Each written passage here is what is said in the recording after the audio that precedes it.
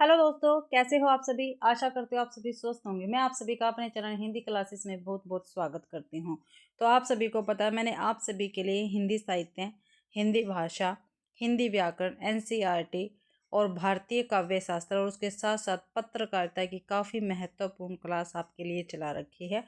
ठीक है, अगर क्लास अच्छी लगे तो क्लास को ज़्यादा से ज़्यादा शेयर करें, लाइक करें और कॉमेंट भी ज़रूर करें भाई। ठीक है, 850 तक क्वेश्चन मैंने करवा देते और आपको पता है 100 क्वेश्चन हमारे हो जाते हैं तब मैं आपको पीडीएफ प्रोवाइड करवा देती हूँ टेलीग्राम चैनल पर विद उसके आंसर। ठीक है, तो 850 तक हमारे हो गए थे क्वेश्चन। 851 से हम क्वेश्चन करेंगे आज। ठीक है, आज की क्लास का पहला क्वेश्चन रहेगा, हिंदी नई चाल में ढली यह उद्घोषणा किसने की है। तो किसने की भैया, भारतेंदु हरिश्चंद्र ने, राजा लक्ष्मण सिंह ने, महावीर प्रसाद द्विवेदी ने या राजा शिव प्रसाद सिंह ने। तो भाई हिंदी नई चाल में ढली यह उद्घोषणा भारतेंदु हरिश्चंद्र जी ने की है। ये आंसर अपना बिल्कुल सही रहेगा। और कब की है? 1873 ईस्वी में। कब? 1873 ईस्वी में भारतेंदु हरिश्चंद्र ने कालचक्र, क्या भाई, कालचक्र नामक अपनी पुस्तक, ठीक है, इनकी पुस्तक थी भारतेंदु हरिश्चंद्र जी की कालचक्र। ठीक है, उसमें 1873 ईस्वी में यह घोषणा की कि हिंदी नई चाल में ढली। और महावीर प्रसाद द्विवेदी ने क्या कहा है? साहित्य समाज का दर्पण है। क्या भाई? साहित्य समाज का दर्पण है। तो ये किसने कहा है? ये कहा है महावीर प्रसाद द्विवेदी ने। ठीक है, ये कोटेशन पूछी जा सकती है भाई। अगला क्वेश्चन है, आरंभिक हिंदी कहानी दुलाई वाली का रचनाकार कौन है। तो दुलाई वाली जो कहानी है इसके रचनाकार कौन रहेंगे ये आपको बताना है। तो किशोरीलाल गोस्वामी है, गिरिजादत्त वाजपेयी है, भगवान दास है या बंग महिला है। तो दुलाई वाली की रचनाकार, ठीक है, बंग महिला रहेगी। और बंग महिला का मूल नाम क्या है? राजेंद्र बाला घोष। क्या है? राजेंद्र बाला घोष है भाई। ठीक है, ये आपको ध्यान रखना है। और बंग महिला को हिंदी की प्रथम कहानी लेखिका माना जाता है। ठीक है, यह भी आपको ध्यान रखना है। इनकी कहानी कौन कौन सी है बंग महिला की? काफ़ी महत्वपूर्ण है इनकी कहानियाँ। चंद्रदेव से मेरी बातें, से मेरी बातें। ठीक है, कब प्रकाशित हुई? 1904 में। कुंभ में छोटी बहू, कुंभ में छोटी बहू, ये प्रकाशित हुई भाई 1906 में। ठीक है, दुलाई वाली जो है ये 1907 में प्रकाशित हुई थी। और दलिया ये 1909 ईस्वी में प्रकाशित इनकी कहानी है भाई। अगला क्वेश्चन देखते हैं,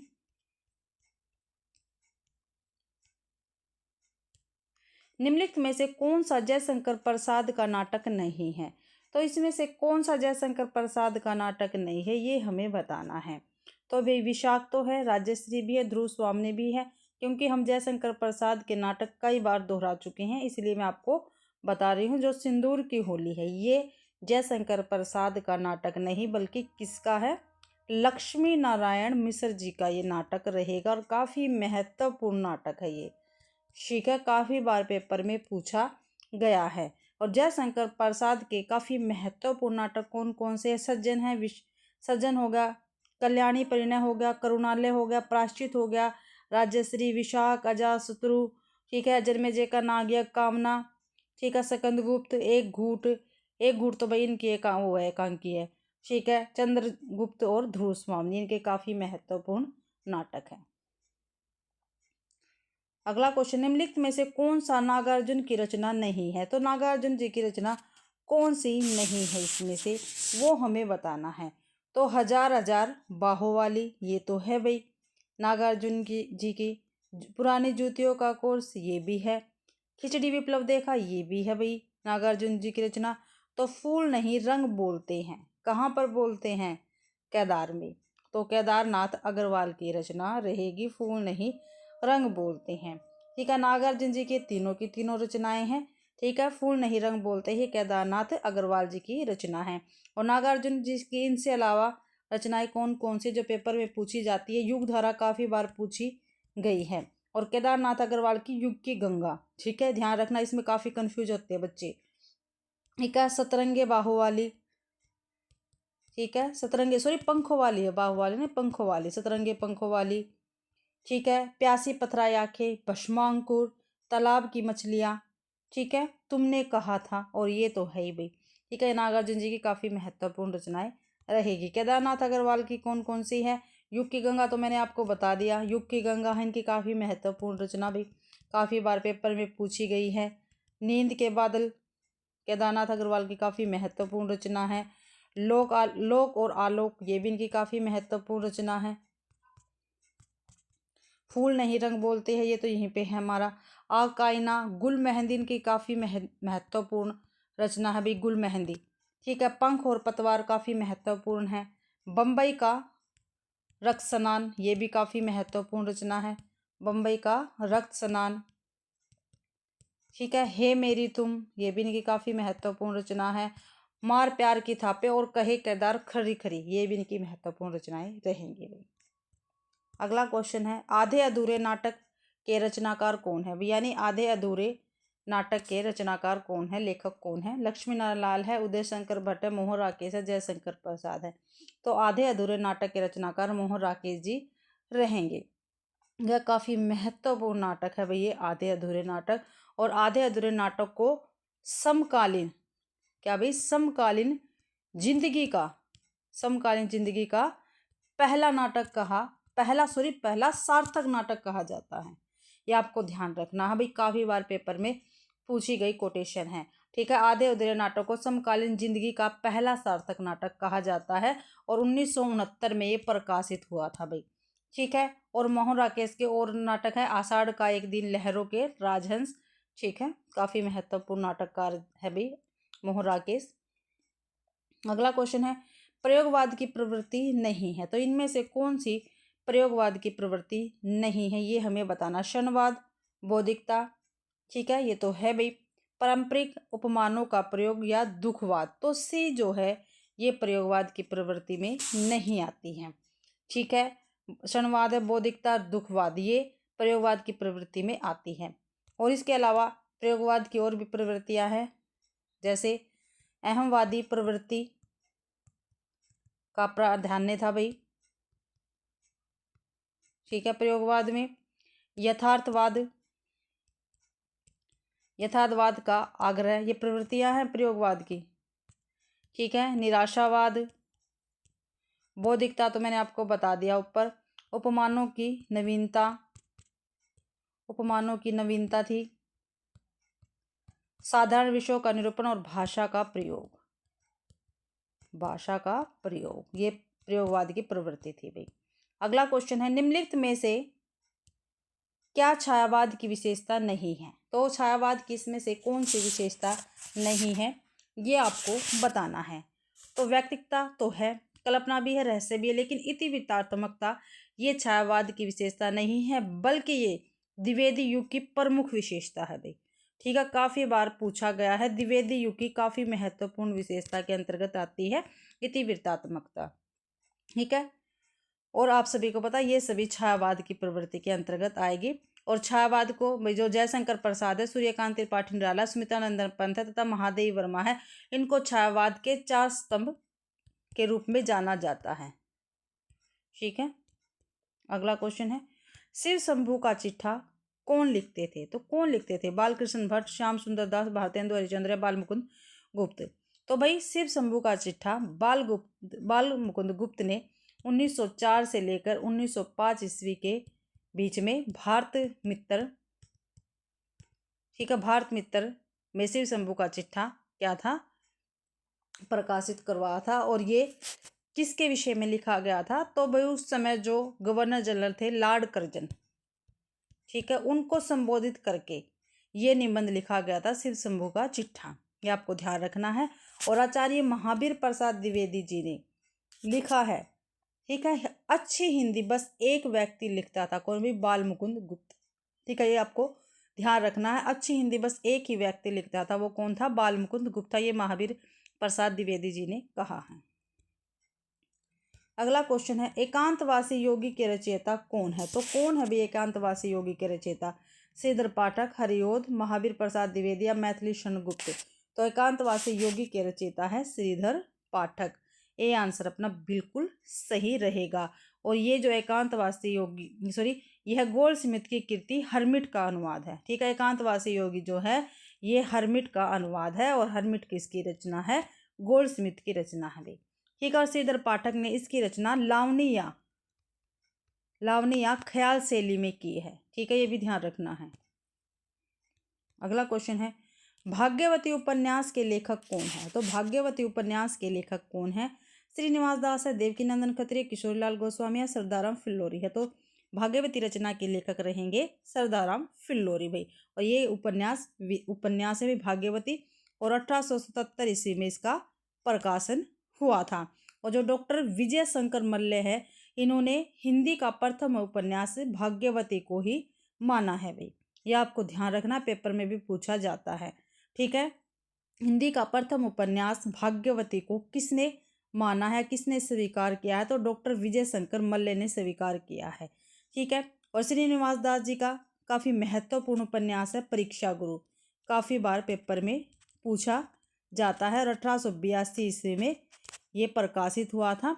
और परीक्षा गुरु को रामचंद्र शुक्ल जी ने हिंदी का पहला उपन्यास स्वीकार किया है भाई, ये भी आपको ध्यान रखना है। अगला क्वेश्चन है प्रगतिवाद की विशेषता नहीं है, इसमें से कौन सी प्रगतिवाद की विशेषता नहीं है? तो शोषितों के प्रति सहानुभूति, ये तो है। क्रांति का आह्वान, ये भी है। शोषकों के प्रति घृणा, ये भी है। लेकिन कल्पना प्रवणता ये नहीं है। ठीक है, ये आपको ध्यान रखना है भाई। अगला क्वेश्चन देख लेते हैं हिंदी में छायावाद शीर्षक निबंध श्रृंखला के लेखक कौन है? हिंदी में छायावाद शीर्षक से निबंध के लेखक कौन है भाई? तो कौन है? मुकुटधर पांडे, रामचंद्र शुक्ल, महावीर प्रसाद द्विवेदी, नामवर सिंह। तो मुकुटधर पांडे रहेंगे हिंदी में छायावाद निबंध के लेखक भाई। ठीक है, ये आंसर अपना बिल्कुल सही है। और आचार्य रामचंद्र शुक्ल जी ने, ठीक है, जो इनका निबंध है चिंतामणि, उसके 4 भाग से क्या है संपादित करवाया था। और जबकि कल्पना की प्रवणता छायावाद की विशेषता में नहीं आता, ये आपको ध्यान रखना है। अगला क्वेश्चन है महावीर प्रसाद द्विवेदी ने सरस्वती के संपादन का भार कब संभाला था? तो कब संभाला था? सन 1901 में, 1903 में, 1900 में, 1902 में। तो 1903 ईस्वी में महावीर प्रसाद द्विवेदी ने सरस्वती पत्रिका के संपादन का भार संभाला और 1920 ईस्वी तक, ठीक है, ये सरस्वती पत्रिका के संपादक रहे थे। अगला क्वेश्चन है निम्नलिखित में से कौन फोर्ट विलियम कॉलेज के भाषा मुंशी नहीं थे? ठीक है, फोर्ट विलियम कॉलेज के भाषा मुंशी नहीं थे, ये आपको बताना है। तो कौन नहीं थे भाई? ठीक है, लल्लू लाल थे, सदल मिश्र थे, सदा सुखलाल थे, लेकिन राजा शिव प्रसाद सिंह नहीं थे। तो डी आंसर अपना क्या है? सही रहेगा, नहीं गलत इसमें पूछ रखा था। और जो लल्लू लाल जी है और सदल मिश्र जी है, ये दोनों ही फोर्ट विलियम कॉलेज में प्राध्यापक थे भाई। अगला क्वेश्चन है खड़ी बोली का प्रथम महाकाव्य किसे माना जाता है? तो खड़ी बोली का प्रथम महाकाव्य प्रिय प्रवास को माना जाता है, कई बार हम कर चुके हैं। और ये इसके लेखक कौन है? अयोध्या सिंह उपाध्याय हरिओ जी रहेंगे। और खड़ी बोली का प्रथम महाकाव्य है भाई प्रिय प्रवास। और इसमें क्या कुछ है? इसमें कृष्ण के बचपन से लेकर मथुरा प्रस्थान तक की कथा इसमें वर्णित है। ठीक है, और प्रिय प्रवास का सर्वप्रथम नाम क्या था? ब्रजांगना विलाप है, ये भी पेपर में काफ़ी बार पूछा गया है। ठीक है, और जो अयोध्या सिंह उपाध्याय हरिओ जी है, इनको मंगला प्रसाद पारितोषिक सम्मान भी मिला है। अगला क्वेश्चन है हिंदी में भाषा योग वशिष्ठ के रचनाकार कौन है? तो कौन है भाई हिंदी में भाषा योग वशिष्ठ के रचनाकार? तो राम प्रसाद निरंजनी है, लल्लू लाल जी, सदल मिश्र है, सदा सुखलाल है। तो भाषा योग वशिष्ठ के रचनाकार है राम प्रसाद निरंजनी, ये आंसर अपना बिल्कुल सही रहेगा। और भाषा योग वशिष्ठ को परिमार्जित गद्य की प्रथम पुस्तक और राम प्रसाद निरंजनी को प्रथम प्रौढ़ गद्य लेखक स्वीकार किया है। ठीक है, ये आपको ध्यान रखना है। और किसने स्वीकार किया? रामचंद्र शुक्ल जी ने स्वीकार किया है। और यह पंजाबी ब्रज भाषा मिश्रित खड़ी बोली में लिखित है भाई, ये भी आपको ध्यान रखना है कि भाषा योग वशिष्ठ। अगला क्वेश्चन है रस सिद्धांत शीर्षक आलोचक पुस्तक के लेखक कौन है? जो रस सिद्धांत पुस्तक है, ये आलोचना की पुस्तक है, इसका पूछे इसके लेखक कौन है? रामचंद्र शुक्ल है, अज्ञे है, डॉक्टर अज्ञे है, नामवर सिंह है। तो डॉक्टर नगेंद्र इसके लेखक रहेंगे।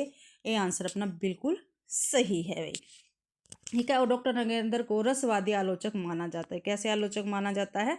रसवादी आलोचक माना जाता है। और इनकी आलोचना में भारतीय और पाश्चात्य का समन्वय मिलता है। अगला क्वेश्चन है, लंबी कविता असाध्य वीणा किसके द्वारा रचित है? ठीक है, लंबी कविता है असाध्य वीणा, ठीक है। ये असाध्य वीणा का है, एक लंबी कविता है। ये किसके द्वारा रचित है? प्रसाद, मुक्तिबोध, पंत या अज्ञे? तो ये अज्ञे द्वारा रचित है भाई। और अज्ञे अस्तित्ववाद में आस्था रखने वाले कवि है। और असाध्य वीणा का मूल भाव क्या है? काफी बार पेपर में पूछा गया है, अहम का विसर्जन, ठीक है। ये असाध्य वीणा का मूल भाव है अहम का विसर्जन।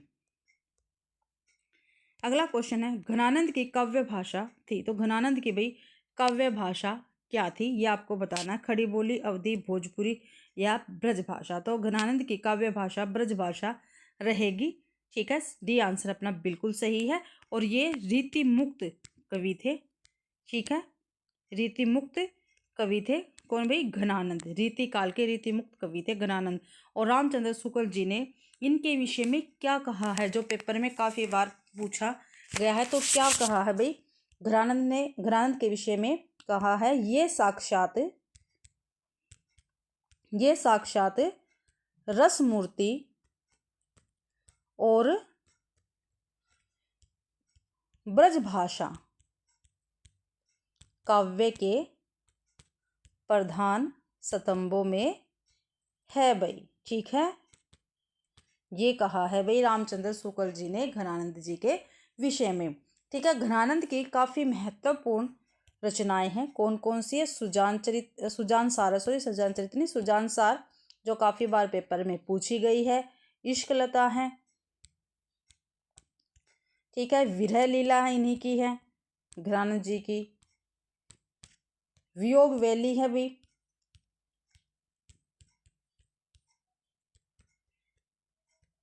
कोकसार है, इन्हीं की रचना है कोकसार। कृपा कंद है, रसकेली वैली है, रसकेली वल्ली है, सॉरी वैली नहीं वल्ली है। और यमुना यश इन्हीं की रचना रहेगी घनानंद जी की भी। अगला क्वेश्चन है, कमायनी में कौन सा सर्ग नहीं है? ठीक है, कमायनी में कौन सा सर्ग नहीं? भाई देखो, कमायनी जयशंकर प्रसाद की रचना है। और ये क्या एक महाकाव्य है। और इसमें 15 सर्ग है। मैंने काफ़ी बार आपको बताया है, सर्गों की संख्या भी बताया, सर्गों के नाम भी मैंने आपको अच्छी प्रकार से करवाए हैं, ठीक है। और जिस बच्चे ने मेरी चैप्टर वाइज सीरीज नहीं देखी, तो मैं प्लीज़ आपसे बार बार मैं कहने लग रही हूँ, वो चैप्टर वाइज सीरीज आप जरूर से जरूर देखें। हिंदी साहित्य चैप्टर वाइज सीरीज के नाम से आपको प्लेलिस्ट मिल जाएगी। और मैंने पोस्ट में भी वो शेयर कर रखी है, ठीक है। आप उस क्लास को जरूर से जरूर देखें भाई, ठीक है। आपका हिंदी साहित्य काफ़ी हद तक मजबूत हो जाएगा, ठीक है। तो देखते हैं, लोभ, श्रद्धा, चिंता, आनंद। तो भाई देखो, लोभ नाम का कोई भी सर्ग नहीं है कमायनी में। 15 सर्ग है, चिंता से स्टार्ट होते हैं सर्ग और आनंद पे इसकी समाप्ति होती है, ठीक है। देख लेते हैं आज भी हम इसके 15 के 15 सर्ग। तो पहला चिंता, आशा, श्रद्धा, काम वासना, लज्जा, ठीक है। काम वासना, लज्जा, कर्म ईर्ष्या, ईड़ा, सौपन, संघर्ष, निर्वेद, दर्शन रहस्य और क्या है? आनंद, ठीक है। ये 15 के 15 सर्ग है भाई। चिंता, आशा, श्रद्धा, काम वासना, लज्जा, कर्म ईर्ष्या, ईड़ा, सौपन, संघर्ष, निर्वेद, दर्शन रहस्य और आनंद, ये 15 सर्ग है भाई, ठीक है, कमायनी के। और कमायनी क्या एक महाकाव्य है और जयशंकर प्रसाद इसके लेखक रहेंगे। अगला क्वेश्चन है, महादेवी वर्मा का संस्मरणात्मक रेखा चित्र नहीं है। तो कौन सा नहीं है वो हमें बताना है। तो कौन सा नहीं है भाई, वो हमें बताना है। देखते हैं कौन सा नहीं है। अतीत के चलचित्र तो है भाई संस्मरण और श्रद्धांजलियाँ, ये नहीं है। पथ के साथ भी स्मृति की भी रेखाएं हैं, ये महादेवी वर्मा की है। लेकिन जो भी आंसर है, ये महादेवी वर्मा जी का संस्मरण नहीं है। तो ये किसका है? तो भाई ये किसका रहेगा? ये रामधारी सिंह दिनकर जी का है। ठीक है, किनका है? रामधारी सिंह दिनकर जी का। ठीक है, बी आंसर अपना बिल्कुल सही है क्वेश्चन का। अगला क्वेश्चन है, कबीर की भाषा को सद्दू कड़ी किसने कहा है? तो कबीर की भाषा को भाई सद्दू कड़ी किसने कहा है, ये आपको बताना है। तो भाई नामवर सिंह ने, रामविलास शर्मा ने, हजारी प्रसाद द्विवेदी ने या रामचंद्र शुक्ल जी ने? तो भाई रामचंद्र शुक्ल जी ने कबीर की भाषा को सद्दू कड़ी कहा है। ठीक है, पंचमेल खिचड़ी किसने कहा है कबीर की भाषा को? तो ये भाई श्याम सुंदर दास ने कहा। ये पेपर में पूछे जाते है क्वेश्चन। ठीक है, और भाई भाषा का डिक्टेटर, भाषा का डिक्टेटर कबीरदास को किसने कहा? तो हजारी प्रसाद द्विवेदी ने कहा है। तीनों के तीनों क्वेश्चन जो कबीरदास से बनते वो मैंने आपको बता दिए हैं। अगला क्वेश्चन है, एकांकी संग्रह पृथ्वीराज की आंखें के रचनाकार कौन है? पृथ्वीराज की आंखें क्या है? एक एकांकी संग्रह है। इसके रचनाकार कौन है ये हमें बताना है। तो भुवनेश्वर है, उदय शंकर भट्ट है, लक्ष्मी नारायण मिश्र है या राम कुमार वर्मा है? तो राम कुमार वर्मा जी रहेंगे पृथ्वीराज की आंखें के लेखक। ये आपको ध्यान रखना है। और इनकी और जो महत्वपूर्ण एकांकी है, जैसे रेशमी टाई काफ़ी महत्वपूर्ण एकांकी है भाई इनकी। चारू मित्र मित्र है, मिसर है शायद। विभूति, सप्तकिरण, रूप रंग, कौमुदी महोत्सव, ध्रुव तारिका काफ़ी महत्वपूर्ण है। ऋतुराज काफ़ी महत्वपूर्ण है इनकी एकांकी। रजत रश्मि, दीपदान, काम कंदला, बापू, इंद्रधनुष, रिमझिम, ये काफ़ी महत्वपूर्ण है। और जो भुवनेश्वर है इनकी काफ़ी महत्वपूर्ण एकांकी है कारवां। काफ़ी बार पेपर में पूछी जाती है भाई कारवां। ठीक है, भुवनेश्वर जी की एकांकी संग्रह है। अगला क्वेश्चन है, सुमित्रानंदन पंत की काव्य कृति नहीं है? तो इनमें से कौन सी सुमित्रानंदन पंत की काव्य कृति नहीं है? दीपशिखा, ग्राम्या, युगांत या पल्लव? तो दीपशिखा नहीं है, ये भाई महादेव वर्मा जी की काव्य कृतियाँ। ग्राम्या, युगांत, पल्लव ये कृतियाँ सुमित्रानंदन पंत की रहेगी। रामचरितमानस में कितने कांड है? तो 9 है, 8 है, 7 है या 6 है? तो रामचरितमानस में भाई 7 कांड है। ठीक है, 7 कांड है। और कौन कौन से क्या नाम है उनके? ठीक है, एक तो है, पहला है बालकांड, बालकांड, अयोध्या कांड, पेपर में पूछे जाते हैं, इनमें से मिलान में भी पूछ लिया जाता है। ठीक है, अरण्य कांड, चौथा है किष्किंधा कांड। ठीक है, सुंदरकांड, सुंदरकांड के बाद है लंका कांड और लंका कांड के बाद है उत्तरकांड। ठीक है, ये 7 कांड है भाई रामचरितमानस में। ठीक है, तो इसी के साथ आज की अपनी क्लास कंप्लीट होती है। आशा करती हूँ भाई आप सभी को क्लास पसंद आई होगी। अगर आप सभी को क्लास पसंद आती है तो प्लीज़ क्लास को ज़्यादा से ज़्यादा शेयर करें, लाइक करें और कमेंट भी भाई जरूर से ज़रूर करें। और चैनल को भी सब्सक्राइब जरूर से ज़रूर करें। ठीक है, और आपको क्लास का PDF जब अपने 800 क्वेश्चन कंप्लीट हो जाएंगे तो टेलीग्राम चैनल पर मिल जाएगा। ठीक है, तो टेलीग्राम चैनल को भी ज्वाइन जरूर से ज़रूर करें। आप सभी का क्लास देखने के लिए बहुत बहुत धन्यवाद।